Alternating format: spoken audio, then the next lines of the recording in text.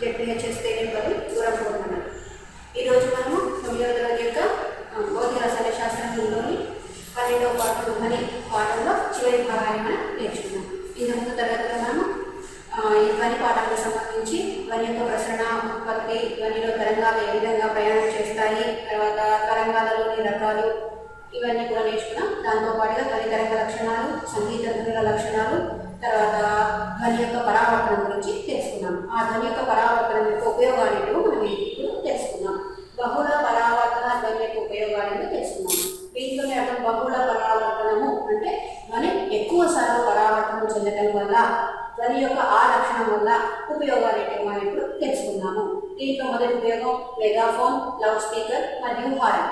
మనందరికీ తెలుసు మెగాఫోన్ అంటే సినిమా షూటింగ్ జరిగేటప్పుడు ఉపయోగించడం జరుగుతుంది. లౌడ్ స్పీకర్ చిన్న శబ్దాన్ని ఎక్కువ ప్రదేశానికి వినిపించడం కోసం ఉపయోగించే పరికరం. హారన్ వాహనాలలో ఉంటుంది. ఇవన్నీ కూడా మనం గమనించినట్లయితే శంఖాకృతిలో ఉంటాయి. ఈ శంఖాకృతిలో ఉండటం వల్ల ఉపయోగం ఏంటంటే ఒక ప్రదేశం వద్ద ఉత్పత్తి అయ్యేదని ఈ శంఖాకృతి ఆకారంలో ఎక్కువసార్లు పరావర్తనం చెంది అన్ని వైపులకు సమానంగా విస్తరించబడుతుంది. ఈ ఉద్దేశంతో వాటి శంఖాకృతిలో తయారు చేయడం జరుగుతుంది. దాంట్లో ధ్వని బహుళ పరావర్తనం చెంది అన్ని వైపులకు సమానంగా విస్తరించబడుతుంది. రెండవది స్టెథోస్కోప్. స్టెథోస్కోప్ను గుండె యొక్క స్పందనను వినడానికి డాక్టర్లు ఉపయోగిస్తారు. అయితే గుండె దగ్గర పెట్టే భాగంలో కూడా ఇక్కడ శంఖాకృతి యొక్క భాగం ఉంటుంది. దాన్ని గుండె దగ్గర పెట్టడం వల్ల దాంట్లోంచి వచ్చే గుండె నుండి వచ్చే ధ్వని తరంగాలను అది చాలా స్పష్టంగా పరావర్తనం చెందించి డాక్టర్ యొక్క చెవికి చేరేటట్టుగా చేయడానికి ఉపయోగపడుతుంది. దాని తర్వాత సినిమా హాలు, ఆడిటోరియంల నిర్మాణము. మనం ఇంతకు ముందే చెప్పుకున్నాము, ధ్వని యొక్క ప్రతినాదాన్ని నివారించడానికి ఆడిటోరియంలు మరియు సినిమా హాళ్ళల్లో మనకి పైకప్పులను కానీ తర్వాత గోడలను కానీ ప్రతినాద ధ్వనిని గ్రహించేటటువంటి ధ్వని గ్రాహక పదార్థాలతో తయారు చేయడం జరుగుతుంది.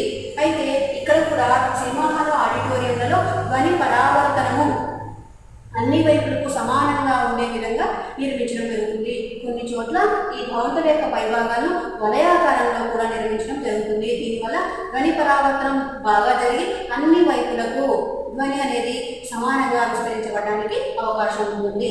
ఇది ధ్వని పరావర్తనం యొక్క ఉపయోగాలు. దాని తర్వాత మనం తెలుసుకోవాల్సిన విషయం శ్రవ్య అవధి. శ్రవ్య అంటే వినగలిగిన, అవధి అంటే రేంజ్. అంటే ఒక సాధారణ ఆరోగ్యవంతుడైన మానవుడు 20 హెర్ట్జ్ల నుండి 20,000 హెర్ట్జ్ల పౌనఃపున్యం గల ధ్వనులను వినగలడు. మరొకసారి 20 హెర్ట్జ్ల నుండి 20,000 హెర్ట్జ్ల పౌనఃపున్యం గల ధ్వని తరంగాలను వినగలడు. దీనినే మానవుని యొక్క శ్రవ్యావధి అంటారు. ఇది వయసును బట్టి మారిపోతూ ఉంటుంది. చిన్నపిల్లలకు వినికిడి సామర్థ్యం ఎక్కువగా ఉంటుంది కాబట్టి వాళ్ళు దీనికంటే ఎక్కువ పౌనఃపున్యం ఉన్న ధ్వనులను వినగలరు. అదే వృద్ధులకు వినికిడి సామర్థ్యం తక్కువగా ఉంటుంది కాబట్టి వాళ్ళు 10,000 కిలోహెర్ట్జ్ల నుండి 12,000 కిలోహెర్ట్జ్ల వరకు మాత్రమే వినగలరు. అయితే దీంట్లో ఈ 20 హెర్ట్జ్ల నుండి 20,000 హెర్ట్జ్ల వరకు అనేది సాధారణ ఆరోగ్యవంతుడైన మానవుని శ్రవ్యావధి. దీంట్లో కూడా ఈ 2,000 హెర్ట్జ్ల నుండి 3,000 హెర్ట్జ్ల వరకు గల ధ్వనిని మాత్రమే ఇంకా స్పష్టంగా వినగలగడం జరుగుతుంది. అయితే ఈ 20 హెర్ట్జ్ల కంటే తక్కువ పౌనఃపున్యం గల ధ్వని తరంగాలను పరశ్రావ్యాలు అంటారు. 20,000 హెర్ట్జ్ల కంటే ఎక్కువ పౌనఃపున్యం ఉన్న ధ్వని తరంగాలను అతిధ్వనులు అని అంటారు. ఇక్కడ మనం చెప్పుకునేదంతా కూడా అంటే 20 హెర్ట్జ్ల నుండి 20,000 హెర్ట్జ్ల వరకు అనేది కేవలం మానవుని యొక్క శ్రవ్యావధి. ఇది అన్ని జంతువులకు ఇదే రకంగా ఉండదు, అన్నిటికీ మారిపోతూ ఉంటుంది. ఉదాహరణకి కుక్క అనేది 50,000 హెర్ట్జ్ల వరకు పౌనఃపున్యం గల ధ్వనిని వినగలదు. అదే కపిలము 1,00,000 హెర్ట్జ్ల వరకు వినగలదు. ఈ లక్షణం చేతనే అది రాత్రి పూట కూడా ప్రయాణించేటప్పుడు ఈ ధ్వనులను ఉత్పత్తి చేసి దానికి మార్గ మధ్యంలో ఉన్న అడ్డంకులను తెలుసుకుని ముందుకు ప్రయాణిస్తుంది. ఇంకా ఏనుగులు, తిమంగరాలు కూడా వాటి యొక్క సహచరులు మరణిస్తే పరశ్రావ్యాలను ఉత్పత్తి చేయడం ద్వారా వాటి యొక్క సంతాపాన్ని తెలియజేస్తాయి. ఇంకా ఖడ్గమృగాలు పరశ్రావ్య ధ్వనులు అంటే ఉదాహరణకు 5 హెర్ట్జ్ల పౌనఃపున్యం గల ధ్వనులను కూడా ఉత్పత్తి చేయగలవు. అంటే దీన్ని బట్టి ఏం చెప్పొచ్చు అంటే అన్ని రకాల జంతువులు ఒకే రకమైన శ్రవ్యావధిని కలిగి ఉండవు. ఒక్కొక్క జంతువుకు ఒక్కొక్క రకమైన శ్రవ్యావధి ఉంటుంది. అయితే వీటిల్లో ఈ అతిధ్వనుల వల్ల మనకి కొన్ని ఉపయోగాలు ఉన్నాయి. అవి మనం చూద్దాము. అతిధ్వనుల ఉపయోగాలు. అతిధ్వనులు అంటే ఏమిటి? 20,000 హెచ్చుల కంటే ఎక్కువ పౌనఃపున్యం గల ధ్వనులను అతిధ్వనులు అంటారు. ఇవి గాలిలో కానీ నీటిలో కానీ ప్రయాణించినప్పుడు నిర్దిష్టమైన మార్గంలో ప్రయాణిస్తాయి. వీటి యొక్క ఈ లక్షణం చేత వీటిని అనేక రకాలుగా ఉపయోగిస్తారు. పారిశ్రామిక రంగంలో ఇంకా వైద్య రంగంలో కూడా వీటిని ఉపయోగించడం జరుగుతుంది. ఇక్కడ పారిశ్రామిక రంగంలో వీటి ఉపయోగాలు ఏంటో మనం ఇప్పుడు చూద్దాం. రంధ్రాలు చేయడానికి, కోరిన ఆకృతిలో మనము రంధ్రాలు చేయడానికి ఈ అతిధ్వనులు ఉపయోగపడతాయి. ఈ విధంగా రంధ్రాలు చేయడానికి హార్మోన్ ఆకారంలో ఉండేటటువంటి హార్మోన్ అనబడే ఒక సన్నని తీగను ఉపయోగించడం జరుగుతుంది. ఇది అతిధ్వనుల సహాయంతో సెకనుకి 10 లక్షల సార్లు, దాదాపుగా 10 లక్షల సార్లు కంపింపజేయటం వల్ల అక్కడ ఆ రంధ్రాన్ని ఏర్పరుస్తుంది. ఇది హార్మోన్ ఆకృతిలో రంధ్రాన్ని ఏర్పరచడం వల్ల దీన్ని గాజు వంటి పదార్థాలకు రంధ్రాన్ని చేయడానికి కూడా ఈ అతిధ్వనులు అనే వాటిని ఉపయోగించడం జరుగుతుంది. నెక్స్ట్ రెండవది ఏంటంటే అతిధ్వనులతో శుభ్రపరచడం. మనము సాధారణంగా పాత్రలను సబ్బు నీటి ద్రావణంతో శుభ్రపరుస్తూ ఉంటాము. దీనివల్ల ఇంకా కొన్ని ప్రాంతాల్లో మురికి అనేది ఉంటుంది. అలాంటి ప్రాంతాల్లో ఉన్న మురికిని తొలగించడానికి ఆ పాత్రలోకి ఎక్కువ పౌనఃపున్యం ఉన్నటువంటి అతిధ్వనులను పంపించినట్లయితే అవి కంపింపజేయడం ద్వారా మురికి కణాలను పాత్ర నుండి వేరు చేస్తాయి. ఇంకొకటి లోహాలలో పగుళ్లను కనుగొనుట. ఇప్పుడు మనందరికీ తెలుసు, పెద్ద పెద్ద యంత్రాలను, పెద్ద పెద్ద ఫ్యాక్టరీలలో పెద్ద పెద్ద సైజులో ఉన్న యంత్రాలను ఉపయోగిస్తారు. భవంతులలో, ఇంకా బ్రిడ్జి కట్టడంలో, ఇలాంటి చోట్ల పెద్ద పెద్ద యంత్రాలను తయారు చేసి ఉపయోగిస్తూ ఉంటారు. దాంట్లో ఏమాత్రం లోపం ఉన్నా కూడా దాని యొక్క సామర్థ్యము తగ్గిపోతూ ఉంటుంది. కాబట్టి దాంట్లో ఉన్న లోపాలను కనుగొనడం కోసము అతిధ్వనులను ఉపయోగించడం జరుగుతుంది. ఈ అతిధ్వనులను ఉపయోగించి దాంట్లో ఉన్న సూక్ష్మమైన లోపాలను కూడా కనిపెట్టి వాటిని సరిచేయడానికి అవకాశం ఉంటుంది. ఈ విధమైన పద్ధతుల ద్వారా పారిశ్రామిక రంగంలో అతిధ్వనులను మనం ఉపయోగిస్తాము. ఇంకా వైద్య రంగంలో, ఈ వైద్య రంగంలో అతిధ్వనుల యొక్క ఉపయోగాలు చాలా చాలా ఎక్కువగా ఉంటాయని మనం చెప్పవచ్చు. ఉదాహరణకి ఇకోకార్డియోగ్రఫీ. ఇకోకార్డియోగ్రఫీ అంటే ఏంటంటే అతిధ్వనులను ఉపయోగించి గుండె యొక్క పని విధానాన్ని తెలుసుకోవడానికి ఉపయోగపడుతుంది. ఇది వైద్య రంగంలో వచ్చినటువంటి పెద్ద ఉపయోగం అని చెప్పుకోవచ్చు. డాక్టర్లకు దీని యొక్క ఉపయోగం ద్వారా గుండె యొక్క పనితీరును చాలా సులభంగా అధ్యయనం చేస్తారు. తర్వాత అల్ట్రాసోనోగ్రఫీ. అల్ట్రాసోనోగ్రఫీ అంటే ఈ అతిధ్వనులను ఉపయోగించి శరీరంలోని గర్భాశయము, పిత్తాశయము వీటి యొక్క పనితీరును తెలుసుకోవచ్చు. ఇంకా కడుపులో ఉన్నటువంటి భ్రూణం దాని యొక్క పరిస్థితి తెలుసుకోవడం కూడా అల్ట్రాసోనోగ్రఫీ అనే పద్ధతిని ఉపయోగిస్తారు. అయితే దీనికంటే ముందు కాలం వరకు వీటిని పరిశీలించడానికి ఎక్స్ కిరణాలను ఉపయోగించేవారు. అయితే మనందరికీ తెలుసు, ఎక్స్ కిరణాలను శరీరానికి ఎక్కువసేపు గురి చేయడం ద్వారా క్యాన్సర్ వచ్చే అవకాశం ఉంది. దాన్ని నివారించడం కోసం మాత్రమే అల్ట్రాసోనోగ్రఫీ అనే పద్ధతిలో అతిధ్వనులను ఉపయోగించి ఇక్కడ శరీరంలోని అవయవాలను పరిశీలించడం జరుగుతుంది. ఇది చాలా ఉపయోగకరమైన పద్ధతి. దాని తర్వాత ఇంకొకటి ఏంటిది అంటే శస్త్రచికిత్సలలో పెద్ద పెద్ద కణాలను అతిధ్వనులను కంపింపజేయడం ద్వారా చిన్న చిన్న కణాలుగా మార్చడాన్ని ఎమల్సీకరణము అంటారు.